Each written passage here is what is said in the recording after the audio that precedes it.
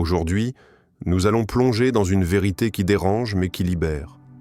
Parfois, il faut que l'homme se brise pour que sa vraie force éclate.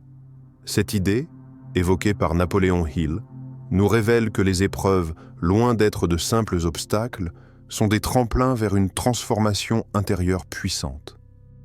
Vous êtes-vous déjà senti écrasé par la vie, au point de croire que tout s'effondre?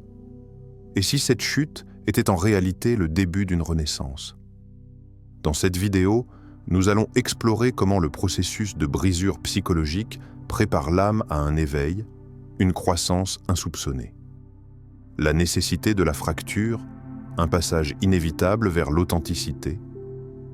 Napoléon Hill affirmait avec force que ce que l'esprit de l'homme peut concevoir et croire, il peut l'accomplir. Cette phrase, lourde de promesses, nous entraîne à imaginer que tout est possible dès lors que nous l'acceptons dans notre pensée. Mais la route qui mène de la conception à la réalisation n'est jamais un chemin lisse, exempte d'embûches. Au contraire, elle est souvent pavée de douleurs, de ruptures profondes, de fractures internes qui remettent en cause l'édifice psychique sur lequel nous avons bâti notre existence. Cette idée de fracture, de cassure, est au cœur du processus de transformation personnelle. Elle s'apparente à la métaphore du vase qui se fissure avant de se réparer plus solide, plus élégant, plus digne d'être contemplé. En psychologie, cette fracture correspond à la crise existentielle ou psychique qui déstructure temporairement nos croyances, nos habitudes, nos mécanismes d'adaptation. Mais elle est aussi la condition indispensable à la naissance d'un « soi » plus authentique, débarrassé des faux semblants, des conditionnements, des masques imposés par la société ou soi-même. Cette fissure est donc une déconstruction nécessaire, une sorte d'effondrement programmé qui libère l'espace pour qu'une reconstruction profonde et durable puisse avoir lieu. À travers ce processus, l'individu ne se contente pas de recoller les morceaux, il les réarrange, il crée un nouveau sens, il invente une version plus mature de lui-même. La transformation ainsi engendrée n'est pas superficielle, elle touche les fondations mêmes de l'être. Mais alors, pourquoi l'être humain résiste-t-il si farouchement à ce changement, même quand il sait au fond de lui qu'il est vital? La réponse se trouve dans la peur. La peur du vide, de l'inconnu, du chaos intérieur. Cette peur du néant est souvent plus insupportable que la douleur que cause le maintien du statu quo, aussi délétère soit-il. Car le vide symbolise l'effondrement des certitudes, l'abandon des repères rassurants, et la nécessité de s'aventurer dans une zone d'incertitude où l'on se sent fragile, vulnérable. Ce que l'on appelle communément la zone de confort, aussi étroite soit-elle, procure une illusion de sécurité. Elle permet d'échapper à l'effroi du changement. Pourtant, c'est précisément dans ce vide effrayant que se trouve la porte vers la transformation. Comme l'a écrit le philosophe allemand Friedrich Nietzsche, il faut porter encore en soi un chaos pour pouvoir mettre au monde une étoile dansante. Ce chaos intérieur, cette fracture, sont des conditions sine qua non pour engendrer une lumière nouvelle, un sens renouvelé. Ainsi, la fracture intérieure n'est pas une malédiction, mais une opportunité. Une chance unique de dépouiller le superflu, d'abandonner les vieux schémas mentaux qui ne servent plus et de se rapprocher de ce qui fait notre essence véritable. Pourtant, cette perspective n'est pas donnée à tous. Il faut du courage pour regarder en face ces fissures, ces failles, ces blessures. Il faut de l'audace pour arrêter de masquer ces vulnérabilités derrière des façades artificielles. Alors, je vous pose cette question essentielle. Êtes-vous prêt à affronter vos fissures intérieures plutôt que de continuer à les cacher sous des masques? Êtes-vous capable d'accepter ce moment de chaos nécessaire, cette période de vide apparent, comme un passage obligé vers une version plus vraie et plus puissante de vous-même? Dans cette acceptation réside la clé de la transformation. Accepter de se briser, c'est déjà commencer à se reconstruire. L'histoire de la cassure et la résilience, quand tout s'écroule pour renaître. Il était une fois un homme, ordinaire en apparence, mais dont la vie allait basculer du tout au tout. Ce n'était pas un héros de film, ni un génie adulé. Juste un homme parmi tant d'autres, avec des rêves, des peurs, des faiblesses. Un jour, tout ce qu'il avait construit s'est effondré, son emploi, ce pilier qui lui offrait une stabilité et un sentiment d'utilité, disparu. Ses relations, jusque-là source d'appui ou d'amour, se distancièrent, fatiguées ou impuissantes face à sa descente. Sa confiance en lui-même, ce feu intérieur, vacilla dangereusement. À ce moment-là, au bord du gouffre, il aurait pu choisir la résignation. Il aurait pu sombrer dans la défaite, accepter que son histoire s'arrête là, écrite par la fatalité. Mais quelque chose en lui refusa cette capitulation. Dans cet instant précis, cette fragilité extrême, il fit une découverte essentielle. Sa valeur ne dépendait ni de ses possessions, ni de son statut, ni de l'image que les autres avaient de lui.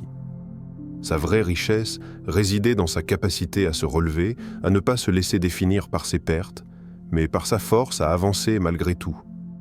Cette prise de conscience fut comme un souffle nouveau, une lumière intérieure qui perçait à travers les fissures de sa vie brisée. Il se rappela alors un proverbe chinois ancien, empreint de sagesse millénaire. Le bambou qui plie est plus fort que le chêne qui résiste. Le bambou, souple face aux tempêtes, se courbe sans jamais se rompre, tandis que le chêne, rigide et fier, finit par céder sous la violence du vent. Cette métaphore illustre parfaitement la résilience humaine, la capacité non pas à éviter la cassure, mais à s'adapter, à plier sans se briser définitivement. Cette flexibilité émotionnelle, cette aptitude à changer de forme tout en gardant son essence, est ce qui permet à l'homme de traverser ses épreuves et d'en sortir grandi. L'histoire de cet homme résonne en chacun de nous parce qu'elle n'est pas exceptionnelle. Chacun d'entre nous a, à un moment donné, vécu une chute, une déception, un revers. Combien de fois la vie nous a-t-elle confrontés à des choix douloureux, renoncé à une version de nous-mêmes, abandonné des rêves que nous chérissions, changé de cap quand tout semblait figé? Ces moments de cassure sont aussi des moments de vérité, où se révèle ce que nous sommes vraiment, au-delà des apparences et des rôles sociaux. La résilience n'est pas une qualité innée que certains possèdent et d'autres non. C'est une compétence, une capacité que nous développons en traversant la douleur. C'est un processus de réinvention permanente, même lorsque les blessures paraissent trop profondes pour guérir. Alors, je vous invite à vous poser cette question intime. Quelle blessure avez-vous peut-être ignorée ou enfouie par peur, par honte ou par fatigue? Ces blessures que vous refusez de regarder sont-elles, paradoxalement, les clés qui ouvriraient la porte de votre prochaine étape? Prendre conscience de ces blessures, c'est déjà faire un pas vers la guérison. C'est accepter que la douleur, aussi terrible soit-elle, est un enseignement. Un signal qui nous pousse à réévaluer nos priorités, à nous défaire de ce qui ne nous sert plus, à redéfinir notre relation avec nous-mêmes et avec le monde. Dans cette histoire, il ne s'agit pas seulement de survie, mais de renaissance. Parce que chaque cassure porte en elle la promesse d'un nouveau départ. Et la résilience est ce pont invisible qui nous relie entre la chute et le vol, entre le chaos et la clarté. La nuit avant l'aube, le silence fertile de la transformation. Il y a ce moment, suspendu dans le temps, où tout semble s'effondrer en silence. Une nuit sans étoiles, où le ciel se dérobe sous un voile d'obscurité profonde, presque totale. C'est dans cette obscurité que l'homme sent sa propre cassure, comme une fissure dans le roc immobile de son existence. Ce moment ne crie pas, il murmure, il pèse lourd dans le cœur, il déploie son voile de solitude et de doute.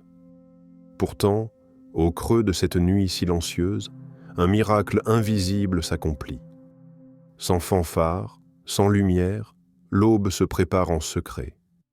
Elle grandit dans l'ombre, s'infiltre dans les interstices du désespoir, tisse ses fils d'or dans le tissu noir du silence.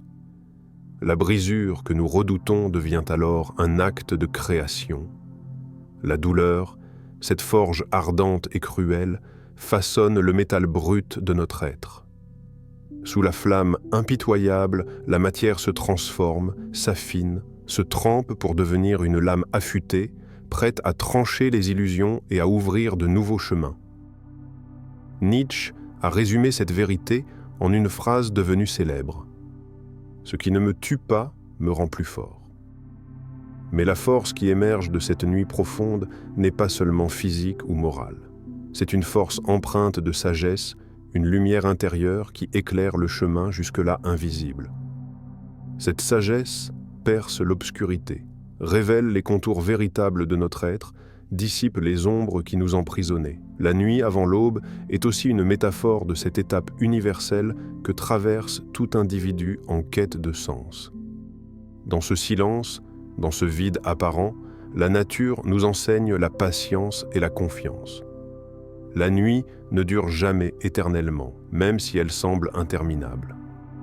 À l'instant où l'obscurité est la plus épaisse, la lumière commence à poindre. Alors, au lieu de fuir cette nuit intérieure, pourquoi ne pas l'accueillir comme une alliée?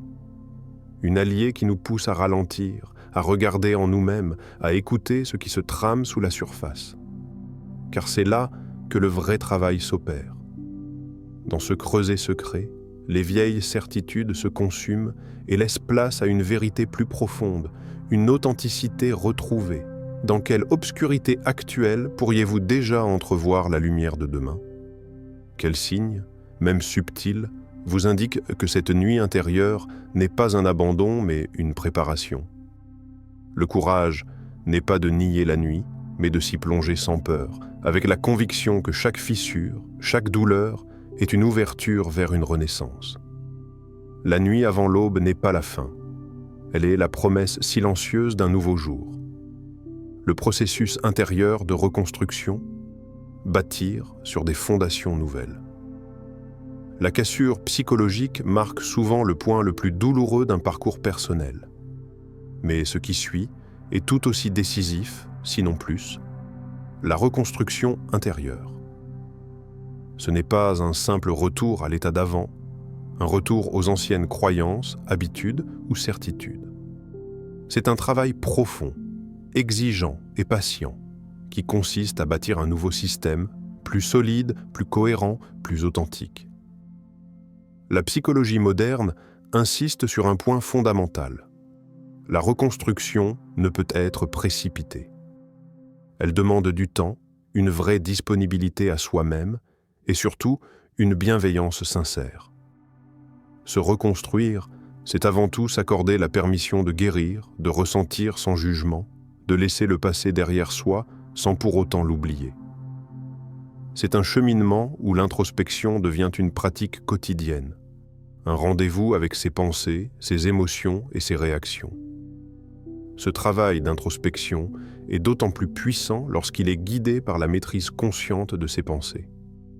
Napoléon Hill, dans ses réflexions sur la réussite, a souligné « La clé du succès est de concentrer notre esprit conscient sur ce que nous désirons et non sur ce que nous redoutons. » Cette phrase n'est pas qu'un simple mantra de motivation. Elle reflète une réalité psychologique. Nos pensées dirigent nos actions, mais aussi façonnent notre réalité intérieure. La reconstruction mentale commence donc par un choix actif, une discipline à cultiver. Il s'agit de repérer ces pensées automatiques, souvent négatives, qui sabotent nos efforts, nourrissent la peur ou l'auto-jugement. Puis, de les remplacer par des pensées qui soutiennent, encouragent, ouvrent des perspectives. Ce n'est pas de l'optimisme naïf, mais une stratégie pragmatique. Ce que l'on nourrit mentalement finit par irriguer nos comportements, notre résilience, notre confiance. Mais le défi est réel. Car les anciens schémas, même toxiques, ont une inertie puissante. Ils sont comme des sentiers battus dans la forêt de notre esprit, faciles à emprunter même lorsqu'ils nous mènent vers des impasses. Créer de nouveaux chemins demande effort, vigilance et répétition. Cela implique parfois de briser des habitudes, de renoncer à des croyances confortables mais limitantes. C'est aussi ici que la bienveillance envers soi-même prend tout son sens. Face à l'inévitable rechute, à la lassitude ou au doute, il faut apprendre à ne pas se condamner, à accueillir ces moments comme des étapes normales du processus. Se reconstruire, ce n'est pas être parfait dès le départ, mais avancer avec persévérance, en acceptant les chutes comme des occasions d'apprendre. Alors, je vous invite à vous interroger. Quelles pensées nourrissez-vous aujourd'hui ? Sont-elles celles qui construisent un avenir meilleur ou celles qui érigent des murs invisibles autour de votre potentiel ? Être conscient de ce dialogue intérieur est déjà un pas vers la transformation.